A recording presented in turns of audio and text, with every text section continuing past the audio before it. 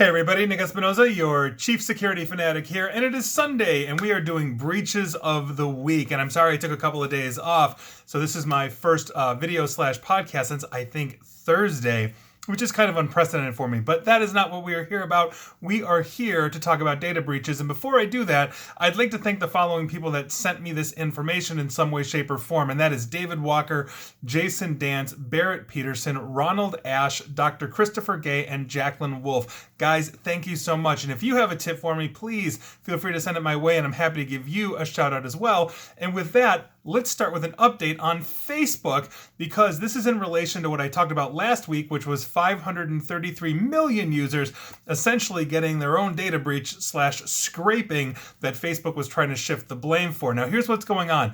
A digital privacy group is preparing to take a case to the Irish courts on behalf of European Union citizens that were affected by this. Now, Facebook denies wrongdoing, saying that the data was scraped from publicly available information on their site. However, Antonin Lochtnane, and I'm so sorry if I'm butchering your name, he is the director of Digital Rights Ireland, warned other tech giants its move could be the beginning of a domino effect. And I quote him, this will be the first mass action of its kind, but we're sure it won't be the last. Now, DRI, basically the Digital Rights Ireland, DRI, claims that Facebook failed to protect its user data and notify those who had been affected. And so here we go. We'll see where this goes, but we're looking at class action lawsuits across the pond in Europe and probably here in the United States. And so Facebook, hopefully, will have to pay quite a bit. Moving on, let's talk about Twitter, because this is going to be the week of large companies you've heard of. Researchers from the Italian cybersecurity firm Swascan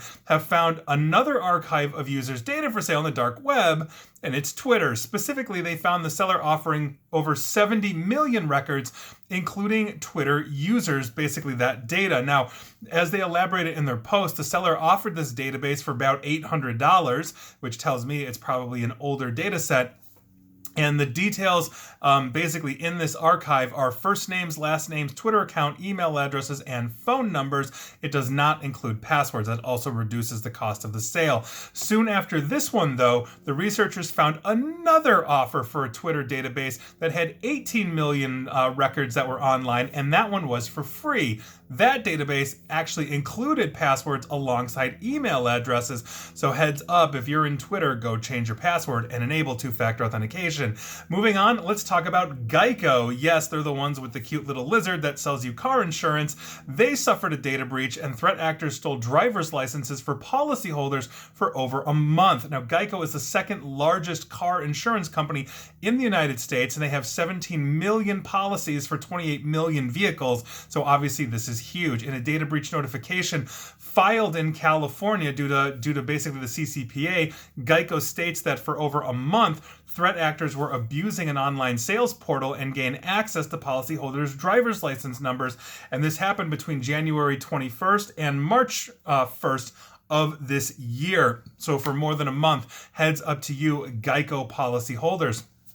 Moving on, let's talk about Japan's space agency, the JAXA or JAXA. Basically, them and 200 other Japanese companies and research institutions are naming the Chinese government directly, basically as a culprit here, and that is actually pretty rare. The Japanese government very rarely blames China. Now, the suspect is a male in his 30s, and this is what they're looking for. Police allege that this suspect rented computer servers in 2016 that were used for cyber attacks against JAXA. He used a fake name to rent the servers 5 different times. The suspect is a system engineer at a Chinese state-owned telecom company and a member of the Chinese Communist Party, according to sources close to the investigation. He is believed to have been involved in cyber attacks against 200 entities between 2016 and 2018. He is also suspected of having shared the identity of these servers with a hacker group called TIC, which has ties to the Chinese military. So we will see what happens there, but obviously Japan is not pulling punches on this one, and hopefully their space agency will get back on their feet. Moving on, let's talk about both the Microsoft Store and Spotify, kind of. Here's what's going on. Attackers are promoting sites that are impersonating both the Microsoft Store, Spotify, and online document converters that distribute malware to steal your credit cards, your passwords, and all this other kind of stuff. Especially if you're saving your passwords in your browser, this is designed to access those and take them. Now, the attack was discovered by ESET. Basically, they make antivirus, and they issued a warning the other day on Twitter to be on the lookout for this campaign. So if you're going to the Microsoft Store or Spotify, make sure you're going to the actual legitimate website, because these are going to look exactly like the real thing. Moving on, let's talk about Quanta Computer, and this is a big one because the operators of the Revil ransomware gang are demanding that Apple, as in Apple Computers, maker of the iPhone, pay a ransom demand to avoid having their confidential information leaked on the dark web, thanks to Quanta getting hit. Now, Revil claims that it's in possession of Apple product data after breaching Quanta Computer, which is a Taiwanese company, and they are one of the largest manufacturers of laptops in the world, and basically they have a ton of clients outside of Apple as well. Think of the major laptop, they're probably making it. And so this is obviously a huge issue. They are also one of the companies that has the official Apple products assembly information, such as designs and schematics. And so when they're hit, Apple's information went with Revil. And in a message on their dark web portal where they threaten, basically the victims with leak, Revil said that Quanta refused to pay for its data back, and as a result, they've now decided to go after the largest customer, which is Apple. Now, the Revil gang posted 21 screenshots depicting schematics of MacBooks, and they threaten to publish new data every day unless Apple or Quanta pays this demand. I personally went to Revil's dark web leak site, and it really looks like they've got this information. There's a lot of design schematics and everything that is there. This is looking like a legit hit, and so I am hoping that Quanta or Apple is able to handle this, but their proprietary design and schematic information is indeed slowly being leaked into the dark web until they pay. Moving on, let's talk about Windows remote desktop servers worldwide, because the login names and passwords for 1.3 million current and historically compromised Windows remote desktop servers has been leaked onto basically a hacker marketplace that is there for stolen remote desktop credentials. Now, with this massive leak of compromised remote access credentials, researchers actually got a glimpse into essentially the economy, specifically for RDP attacks, remote desktop protocol attacks, and are using this data to see if they can tie up loose ends on previous cyber attacks and ideally identify the criminals. Now, network admins will also have the benefit from a new service that is being launched, basically called by Advanced Intel, the cybersecurity firm, called RDP Pwned, RDP and then Pwned. Okay, that basically will allow your organization to check if you have any RDP credentials that were sold in that marketplace, and hopefully that database will continue to grow. Not that anybody wants to get hit. I'm just hoping we find more stolen usernames and passwords to add to that. So go and take a look for RD Pwned and see if your Open RDP, which you should never ever be running anymore, was hit in the past. Moving on, let's talk about the Google Play Store. Again, this is a week of just crazy large companies. Now, cybersecurity researchers at Trend Micro and McAfee have separately published reports to alert users about a set of fake and malware-infected Android applications on the Google Play Store. These malicious apps can carry out billing fraud by hijacking SMS message notifications. And according to these researchers, users in the Arabian Peninsula and Southwest Asia are the prime targets in this campaign, and these apps already have about 750,000 downloads before they were removed from the Play Store. So if you're watching this in those regions or anywhere in the world, and you have downloaded any of these apps, please remove them right now. You might actually just want to clean out your Android altogether. Keyboard wallpaper, PIP Photo Maker 2021. Flashlight, just called Flashlight. Sound prank hair clipper fart crack screen prank. Pop ringtones, favorites.up.keypaper. Hit camera PIP, celeb, but that's spelled in leet speak, so CE1AB3, .app.photo editor, and girly wallpaper, also known as subscribe SDK. And so there you go. Heads up to you if you've downloaded any of those. Please remove them and remediate. Excuse me. Moving on, let's talk about Pulse Secure VPN. For months, attackers with suspected ties to China have exploited Pulse Secure VPN to break into government agencies, defense companies, and financial institutions in the U.S. and Europe. I actually did a bit about them, I want to say a couple of months ago or so, but this new alarming report highlights how these attackers repeatedly took advantage of several known flaws and a newly discovered one in Pulse Secure VPN.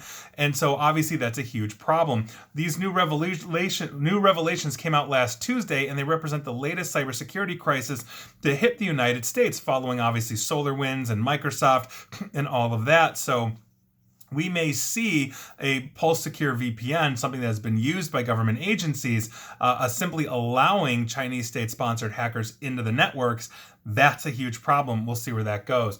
Moving on, we're talking about QNAP, specifically their network attached storage or NAS devices. A massive ransomware campaign is targeting QNAP devices, and this is actively underway worldwide, and users are finding their files now stored in password-protected 7-zip archives. Now, this ransomware is called QLocker, and it began targeting QNAP devices on April 19th of this year, so only 6 days ago or so.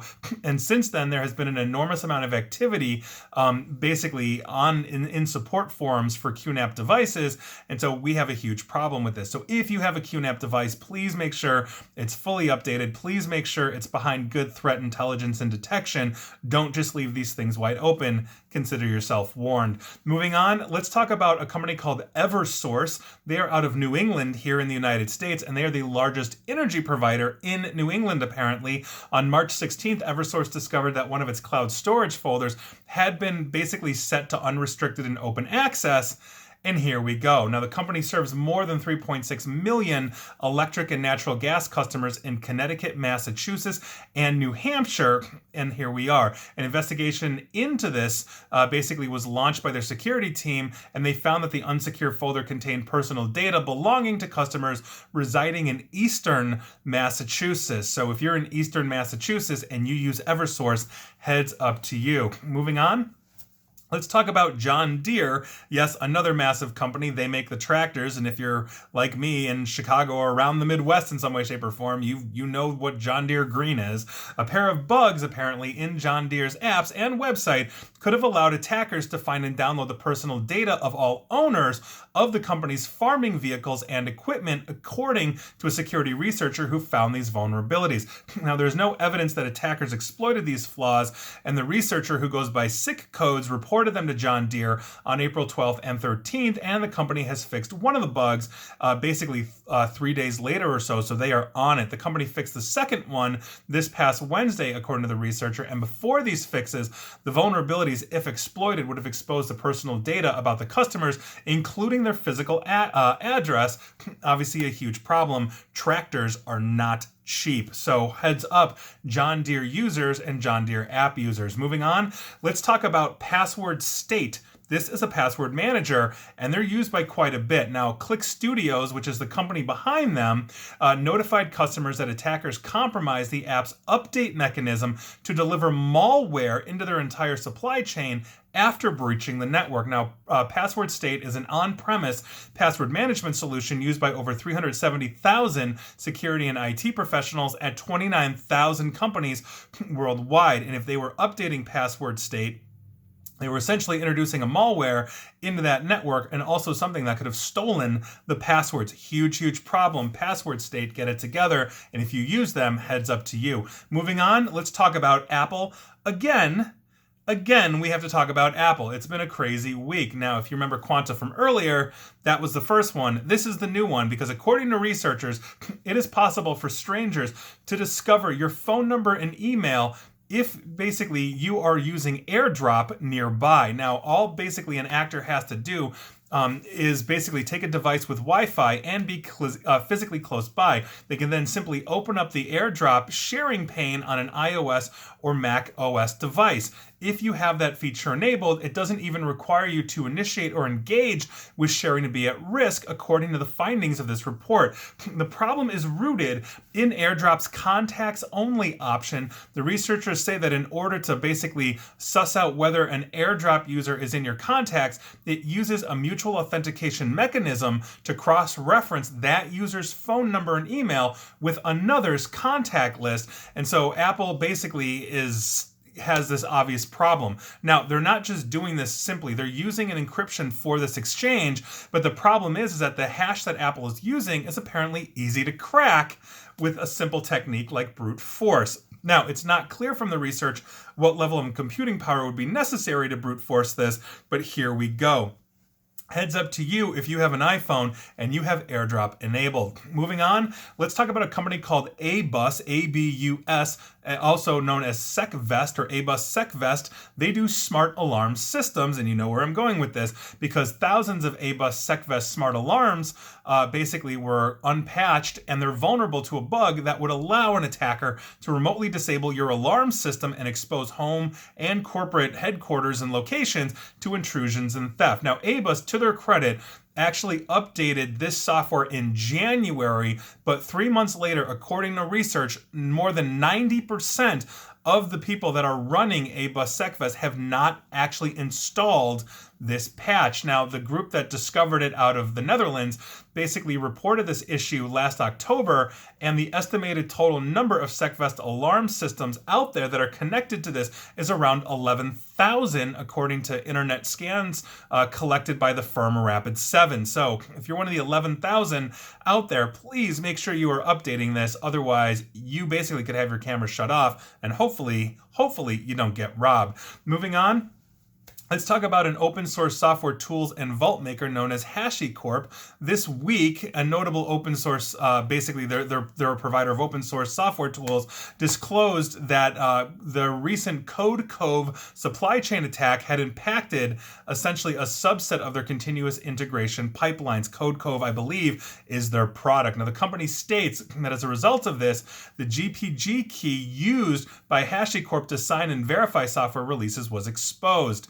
Code Cove provides software testing and code coverage for over 29,000 customers. And on April 1st, Code Cove learned that due to a flaw in their Docker image, that's a container image, I'm assuming where they're storing information, threat actors had obtained credentials to their bash uploader scripts that were being used by their customers. These were then modified with a malicious line of code that exfiltrated environment variables and secrets collected from the company's CI/CD environments to an attacker-controlled server. So that's obviously a huge problem. Not to get that technical on you, but heads up if you use products from HashiCorp like Code Cove. Moving on, let's talk about the Cosori Smart Fryers. Smart Fryers are all the rage today. I think all of my friends are getting air fryers at the moment, and here we are. This past Monday, researchers from Cisco's Talus Group revealed the discovery of basically two serious vulnerabilities in the Cosori Smart Air Fryer, which is a Wi-Fi connected kitchen product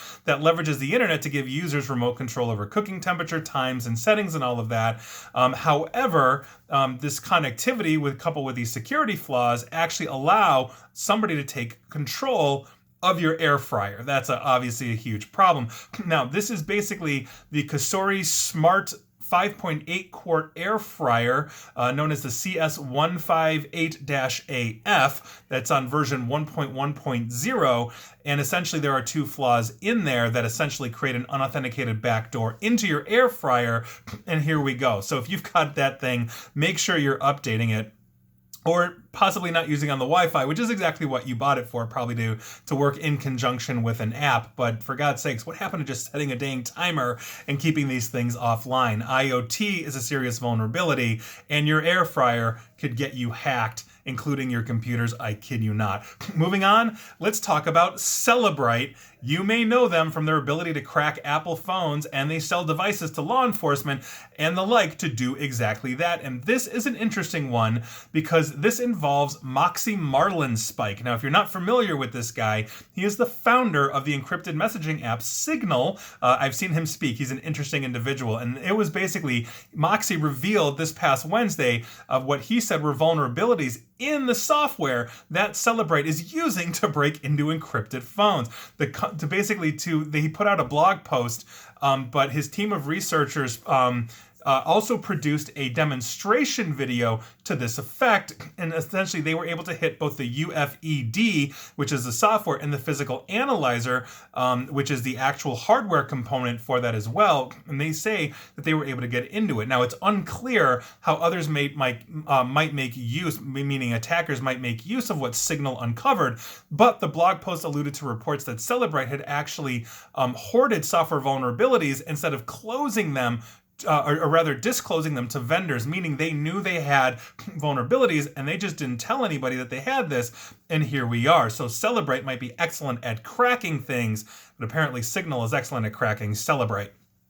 Moving on, let's talk about the French champagne group Laurent Perrier. I'm assuming they also make the Perrier water I'm occasionally offered in restaurants when I actually went to restaurants before the pandemic. They said this past Saturday they were a victim of a cyber attack and were disconnecting servers after discovering information on its network was hacked. And that's all I know at the moment, but heads up, Laurent Perrier, if you have anything to do with them other than drinking their beverages.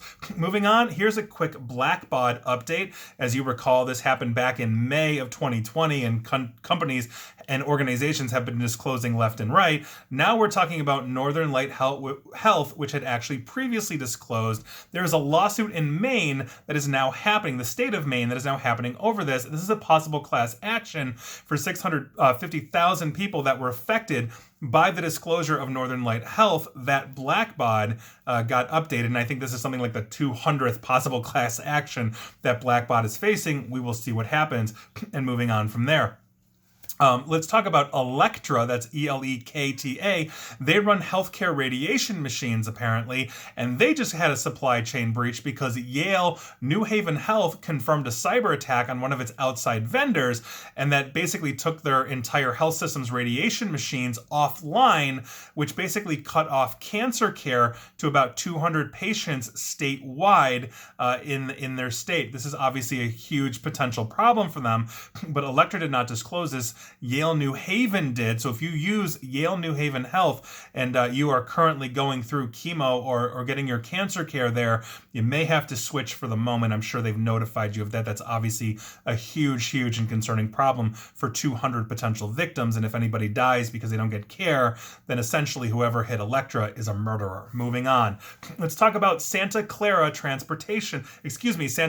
in California, Santa Clara Valley Transportation Authority. A group of attackers claim to have stolen a trove of data from them in an apparent ransomware attack that paralyzed many of their systems for days. Now, VTA officials initially said they believed they had contained the attack over the weekend, but a post on the dark web this past Thursday said that basically they had stolen 150 gigabytes, and here we are.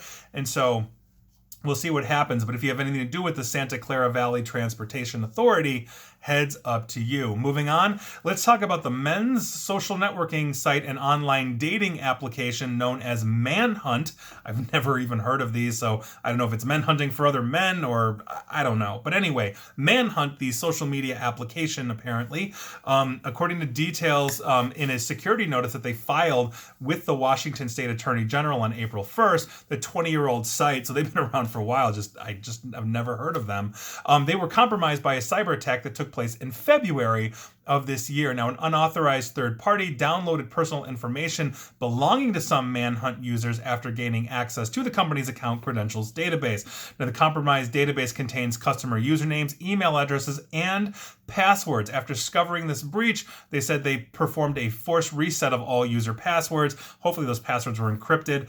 Manhunt began notifying their users, of which approximately 6 million of them might have been impacted by this attack. So apparently it's pretty popular, and if you know what it is, please let me know in comments, because I've never heard of them before and I didn't bother to go looking. Moving on. Let's talk about Douglas Elliman Douglas Elliman's property management. They are in New York because thousands of New York residents who live in buildings that are run by Douglas Elliman's property management arm may have their personal information compromised this month in April. Now, according to them, 3 managing directors emailed hundreds of cooperative and condominium boards this past Monday to advise them that their company's IT network, which contains data for its building residents and employees, was was breached and their personal information may have been compromised. Executives said basically they detected suspicious activity on April 7th, and they determined it was an unauthorized party that gained access to their network between April 5th and 7th. And so we are talking about personal information here. They're obviously working with the FBI at the moment. They just brought them in. When we are talking names, dates of birth, mailing addresses, social security, driver's license, passport numbers, and financial information. So heads up if you live in a Douglas Elliman property management run building in New York. Moving on, let's talk about Domino's Pizza in India. Now, a threat actor claimed to have stolen basically 13 terabytes from Domino's India's database, putting the personal information of 250 employees across various functions in the organization in jeopardy. Now, the database included also customers' personal details, where they are required to provide it to Domino's India while they're placing an order. So we're talking names, phone numbers, emails, addresses, payment card information. However, the attackers have denied sharing basically any sample of the stolen data with researchers, which means that the claims about stolen data, its size and contents, are allegations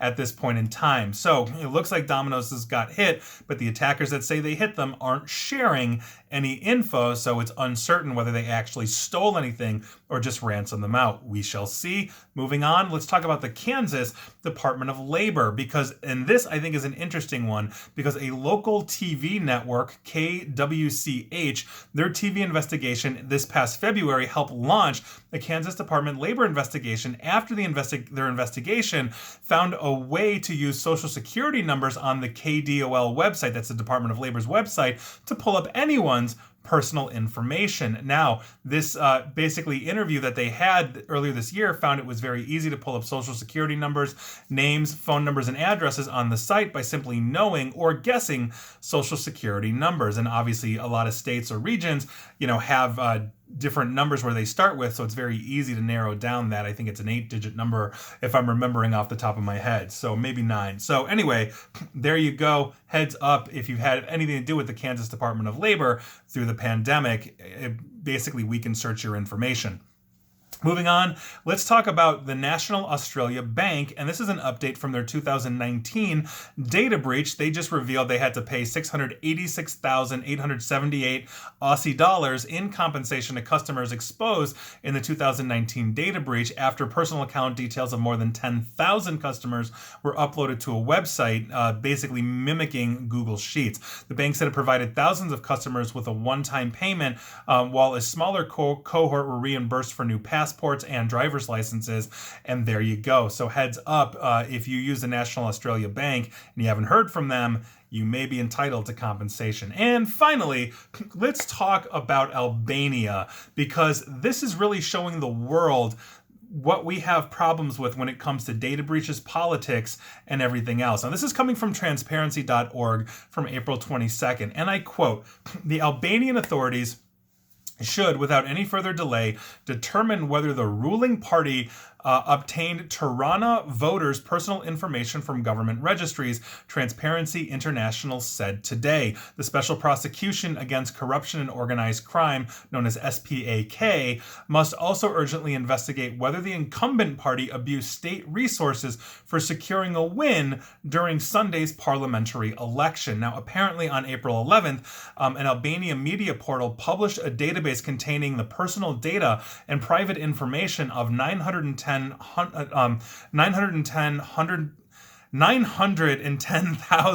individuals allegedly maintained by the country's ruling Socialist Party. It was revealed and since then confirmed that quote-unquote patrons were assigned to voters who tracked their political preferences. Additional comments recorded by the patrons reportedly detail their interactions with citizens, and with some instances amounting to possible voter intimidation. Now, this leaked database reportedly contains the names of 9,000 patrons, many of whom journalists have identified as public sector employees, police officers, and even Albanian army personnel. Now, Prime Minister Edi Rama confirmed that basically the patron system is indeed in place, but claimed that citizens' data was collected through door-to-door meetings. According to Albania's ombudsperson, the collection and processing of sensitive information seen in the database is unlawful in the first place.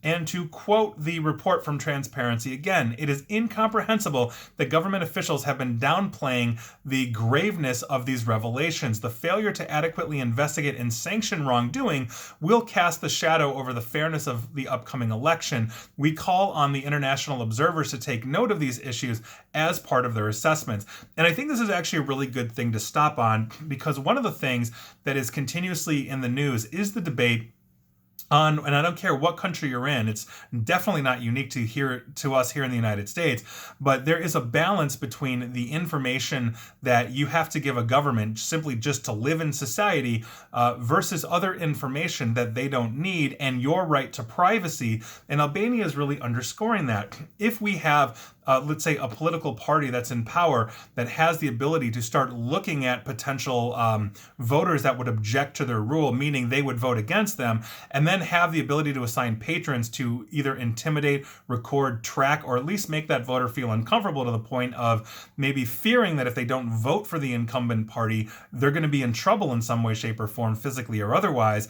I think that's a very important thing. A free and honest election is exactly that. You win on your ideas, you win on your ideals, you win on your ability to persuade the electorate that you know what's best for the future of your country, your state, your city, whatever that is, and let the chips fall where they may. Let the best ideas ideally be voted in. And obviously we don't see that in every election. Every country, has elected people that by no rights should be holding elected office. But that's also why over time, governments can call no confidence and recount votes, or, in a set time frame like here in the United States, every 2 to 4 years, we get to vote the jokers out. And so I think that's something that's just beyond important, but I think this is a data breach of a very sensitive nature that simply benefits a potential political party that's doing nothing but trying to maintain power when, let's say, they're losing popularity. And I think that is a very serious problem. And those were your breaches of the week. Were you affected? Let me know. And please like, share, follow me here on Facebook and Twitter at NickAESP.